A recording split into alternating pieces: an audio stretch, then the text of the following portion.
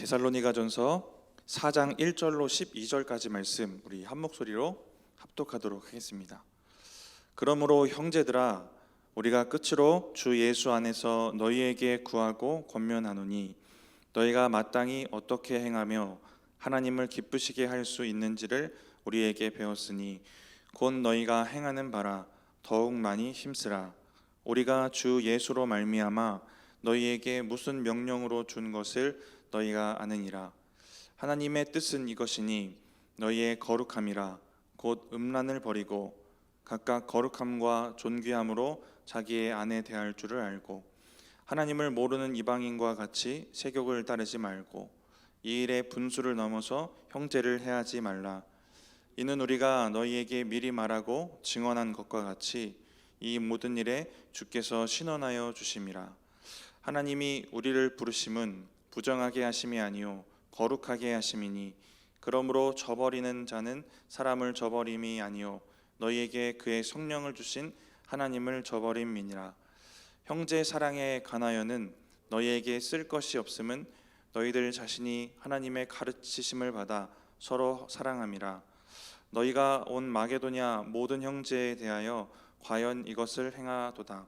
형제들아, 권하노니 더욱 그렇게 행하고 또 너희에게 명한 것 같이 조용히 자기 일을 하고 너희 손으로 일하기를 힘쓰라. 이는 외인에 대하여 단정히 행하고 또한 아무 궁핍함이 없게 하려 함이라. 아멘. 우리가 지음받은 목적은 하나님을 기쁘시게 하는 것입니다. 그래서 우리는 창조의 목적대로 살아갈 필요가 있습니다. 그리고 이 만들어진 목적대로 살면 하나님도 기쁘시게 하지만 우리도 기쁨과 행복을 누릴 수 있게 됩니다. 창조의 목적을 잃어버리고 살아가는 사람들이 허무와 또 공허함 가운데 또 삶을 사는 것들을 우리가 보게 됩니다. 우리의 구원받기 이전의 삶도 그러했던 것도 우리가 기억하고 있습니다. 오늘 하나님을 기쁘시게 하는 삶에 대한 권면을 바울이 주고 있는데 먼저 지금 현재 우리의 모습은 어떤가 생각해보고 또 말씀드리면 좋을 것 같습니다. 지금 나의 삶의 목적이 하나님을 기쁘시게 하는 삶인가? 우리 마음의 동기는 어떨까? 하나님을 기쁘시게 하고 싶은 이 마음이 내 마음 가운데 온전히 잘 있는 것일까? 이런 것들을 우리가 다시 한번 돌아보고 오늘 말씀 가운데에 스스로 돌아보며 점검하고 또 결단하는 시간 되었으면 좋겠습니다. 에베소서 5장 10절에 보시면 주를 기쁘시게 할 것이 무엇인가 시험하여 보라 라고 말씀하셨습니다. 여기서 시험하다라는 건 분별하다라는 뜻인데요, 이렇게 주님을 기쁘시게 하는 삶이 무엇일까 생각하고 분별하고 또 결단하는 우리의 믿음이 필요한 것입니다. 오늘 본문은 어떻게 하면 주님을 기쁘시게 하는 삶을 살아갈 수 있을까, 어떻게 분별하고 또 그렇게 하나님의 뜻대로 살 수 있을까 하는 권면들이 이어지고 있습니다. 우리 1절 말씀 함께 먼저 읽어보도록 하겠습니다. 그러므로 형제들아, 우리가 끝으로 주 예수 안에서 너희에게 구하고 권면하노니 너희가 마땅히 어떻게 행하며 하나님을 기쁘시게 할 수 있는지를 우리에게 배웠으니 곧 너희가 행하는 바라 더욱 많이 힘쓰라. 데살로니가 교인들에게 바울은 자기가 이제 너희에게 어떻게 살아야 하나님을 기쁘시게 할지를 가르쳤다. 너희는 나에게 이렇게 배웠다라는 얘기를 하고 있습니다. 그리고 이미 그렇게 잘 행하고 있지만 더욱더 많이 힘쓰라라는 얘기를 하고 있습니다. 사람마다 믿음의 성숙한 정도가 다릅니다. 그래서 바울은 3장 10절에 보시면 믿음의 부족한 것을 보충하려고 너희를 만나기 위해 내가 기도하고 있다라고 이야기하기도 합니다. 데살로니가 교회의 영적 수준도 그렇고 우리 사람마다 믿음의 성숙한 정도가 다르다라는 것입니다. 그래서 더 자라가야 될 믿음이 우리 모두에게 있습니다. 그래서 저는 1절 마지막 부분에 좀 집중이 되는 것 같아요. 믿음의 정도가 어느 정도인지 다 다르지만 1절 마지막에 이야기하는 것처럼 이미 잘하고 있는 것을 더욱더 힘쓰는 것입니다. 오늘 9절 10절 말씀도 보시면 이미 데살로니가 교회가 잘하고 있었던 형제 사랑에 대해서 더욱더 그렇게 행하라라고 또 권면하기도 합니다. 저와 여러분의 믿음 생활 가운데 더욱더 그렇게 행하시는 은혜가 있기를 바랍니다. 우리 빌립보서 3장 16절 말씀 우리 같이 한번 읽어보겠습니다. 오직 우리가 어디까지 이르렀든지 그대로 행할 것이라. 현재 각 사람마다 현재 다다른 믿음의 정도가 다릅니다. 그런데 그 믿음의 정도가 어느 정도이든지 그것을 바탕으로 더욱더 그 삶을 살아가라라는 것입니다. 빌립보서 3장 16절을 다른 번역으로 보면 그 삶을 계속 살면서 다 같이 앞으로 나아갑시다 라고 번역이 되어 있습니다. 우리가 현재 다다른 믿음의 정도에 따라 그렇게 잘하고 있는 것들을 더욱더 힘쓰고 그 뜻에 따라 더욱더 힘쓰며 나아가면 그것이 더욱더 앞으로 나아가는 성숙의 길이다라는 것입니다. 더 성장하는 길이고 더 주를 기쁘시게 하는 길이 된다라는 것입니다.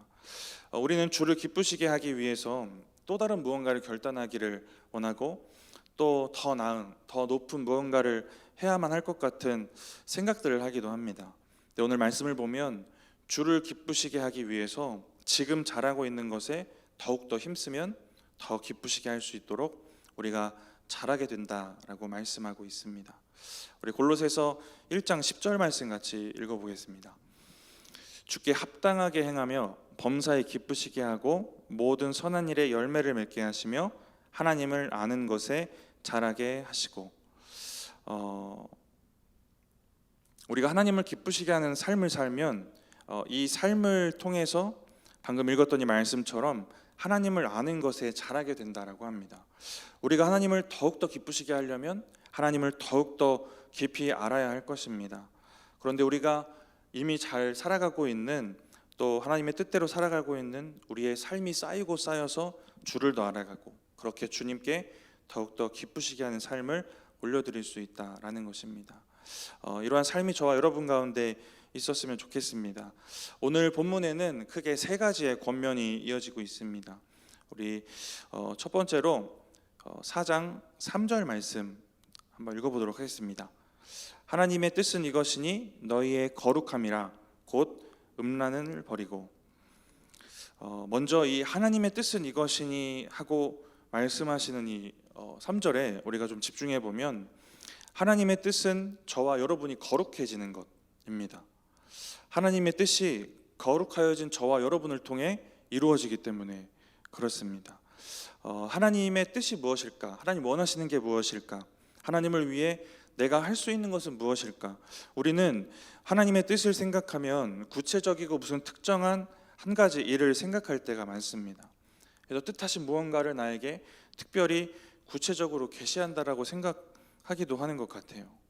그런데 하나님의 뜻은 오늘 본문을 보니까 거룩한 우리의 믿음의 상태, 영적 상태가 하나님의 뜻이다라고 말씀하고 있습니다.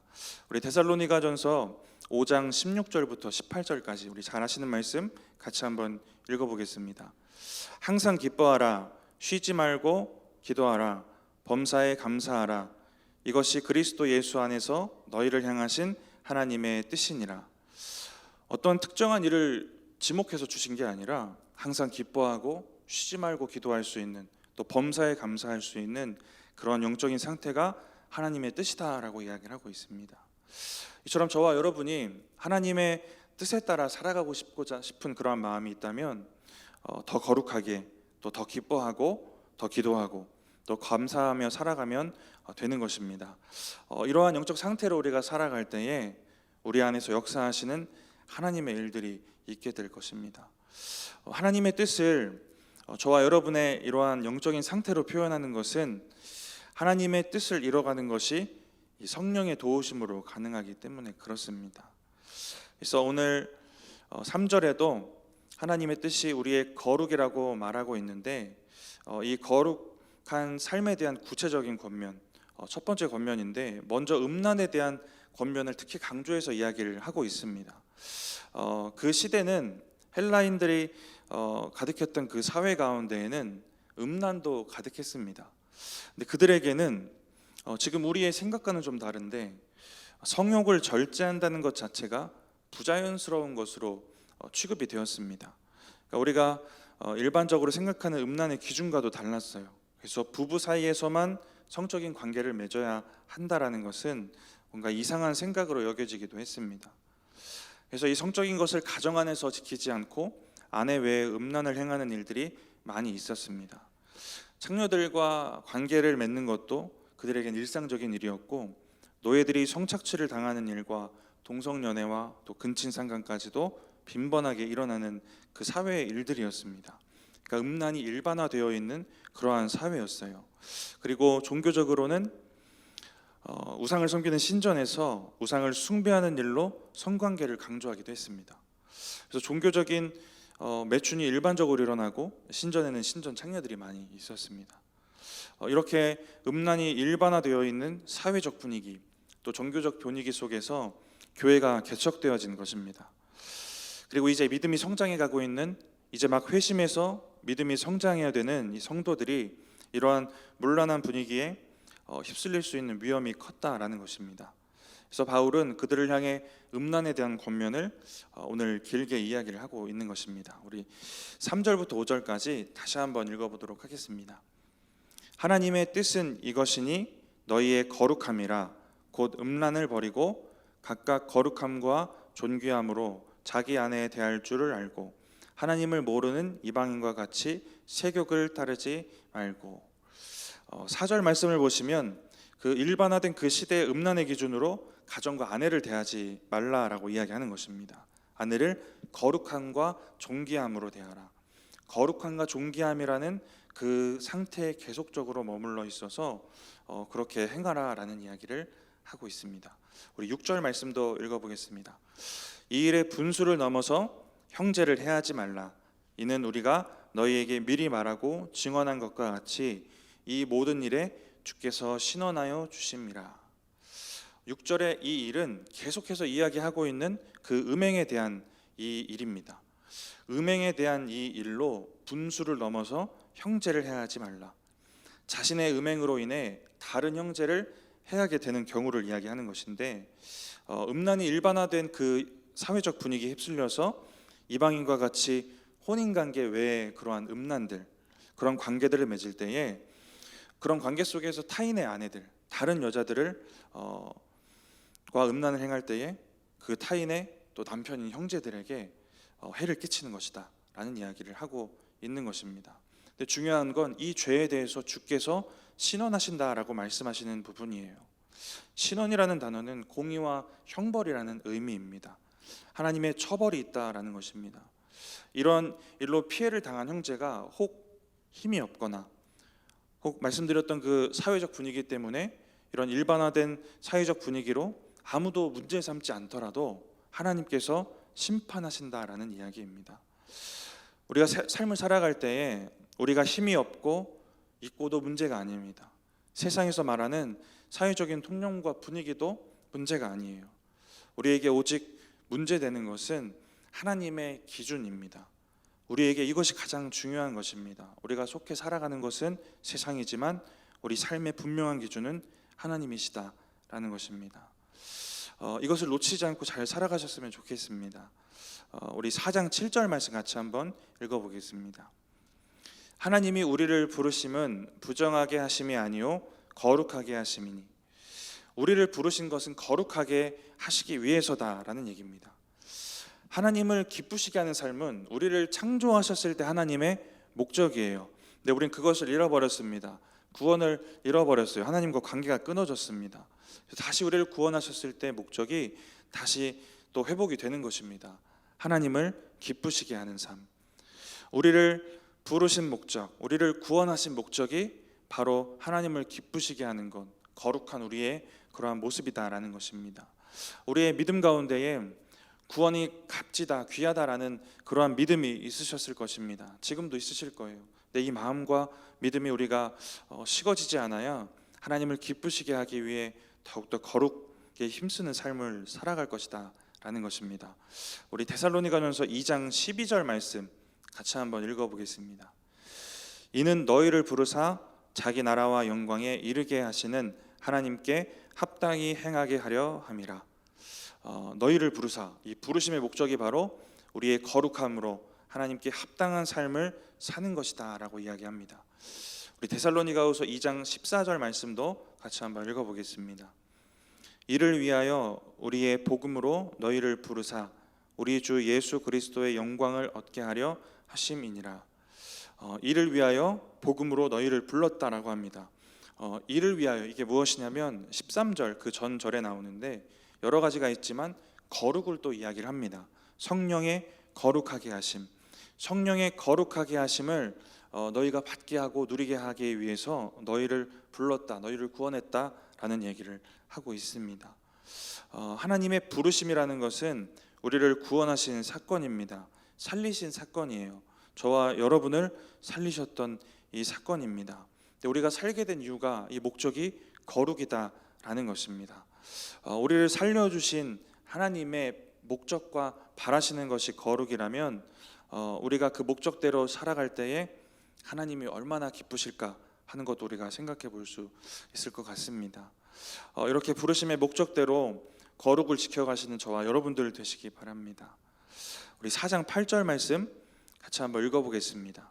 그러므로 저버리는 자는 사람의 저버림이 아니요 너희에게 그의 성령을 주신 하나님을 저버림이니라. 저버리는 자는 지금까지 이야기하고 있는 이 말씀, 이 권면을 저버리는 사람을 말하고 있습니다.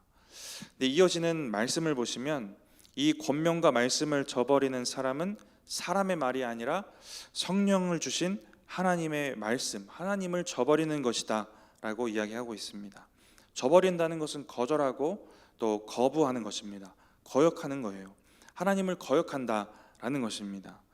신앙생활을 하시면 예배를 통해서도 그렇고 권면을 통해서도 주님이 저와 여러분에게 주시는 말씀들이 있는데 사람을 통해 말씀을 주십니다. 그것을 사람의 말로 받을 것인지 하나님의 말씀으로 받을 것인지 늘 우리의 고민이기도 한데, 하나님의 말씀으로 잘 분별하고 받고 있는지를 우리가 점검하고 돌아볼 필요가 있습니다. 제가 어려서부터 신앙적으로 훈련되어진 것이 있다면 말씀을 사람의 말이 아니라 하나님의 말씀으로 대면하는 훈련들입니다. 제가 어려서 저 어릴 때만 해도 기도원이 참 그래도 많이 있었던 시절인데, 제가 많이 아파서 어릴 적에 기도원을 많이 다녔거든요. 근데 지금 생각하면 진짜 수많은 예배와 수많은 설교를 들었었는데 여러 역사들이 일어나는 곳도 가보기도 했지만 뭔가 느낌이 이단 같은 느낌이 나는 곳도 가본 기억도 나는 것 같고, 정말 다양한 목사님들의 설교를 들었던 기억이 납니다. 진짜 설교가 이상하다라고 생각이 드는 목사님의 설교도 들었던 기억이 납니다. 어린 나이에 가서 듣긴 했지만 진짜 죄송하지만 뭔가 이게 진짜 말씀이 맞나? 그런 생각이 들 정도로 이상한 말씀들을 많이 들었어요. 근데 어릴 때 이렇게 다양한 말씀들, 다양한 현장에서 예배를 드리면서 훈련되어졌던 부분입니다.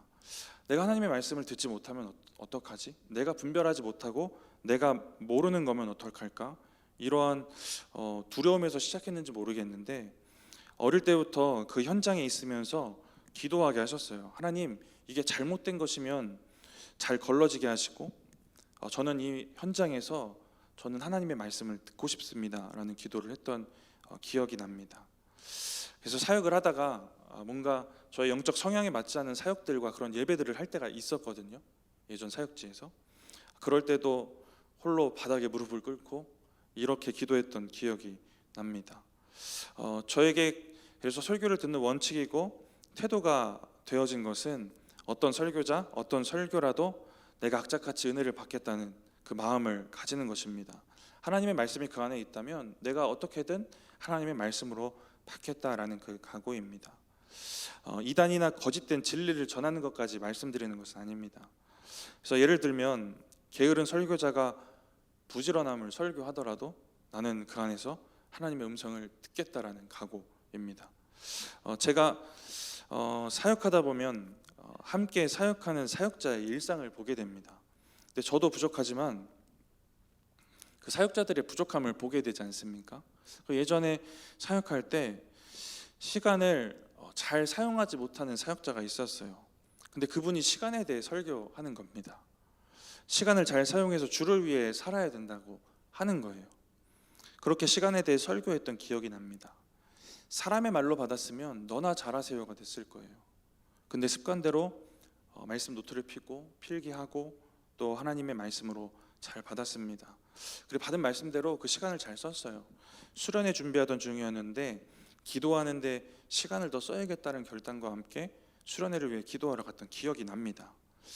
우리가 대하는 설교의 현장, 또 설교의 환경, 또 마이크나 음향도 다 다르고 설교자의 말투나 습관도 다 다릅니다. 그리고 저처럼 설교자의 이러한 삶의 부분을 알게 되면 더 어려울 수도 있습니다. 근데 다 내려놓고 그럼에도 우리가 하나님의 말씀을 받기 위한 그런 열정으로 나아가면 하나님의 음성 들을 수 있다라는 말씀 드리는 것입니다. 그렇게 하나님께서 사람을 통해 전해진 말이라도 하나님의 말씀으로 받을 수 있도록 하실 것이다 라는 것입니다. 오늘 본문 2절에도 보시면 너희에게 명령으로 준 말이 예수로 말미암은 말이다 라고 얘기하고 있습니다. 사람의 말로 명령하고 권면하고 있지만 그 말이 예수로 말미암은 말이다 라고 바울이 말하고 있습니다. 근데 데살로니가 교회는 이것을 사람의 말로 받지 않고 하나님의 말로 잘 받고 그렇게 살아가는 것을 우리가 보게 됩니다. 바울이 설교자로서 흠이 없었기 때문에 그랬을까요? 바울은 스스로 언변이 좋지 않다고 밝혔던 사람입니다. 연약한 사람을 바라보는 게 아니라 연약한 사람을 통해 대언되어지는 하나님의 음성을 들을 수 있어야 한다라는 것입니다. 그것이 하나님을 기쁘시게 하는 삶을 살아가는 소중한 재산들이 되지 않겠습니까?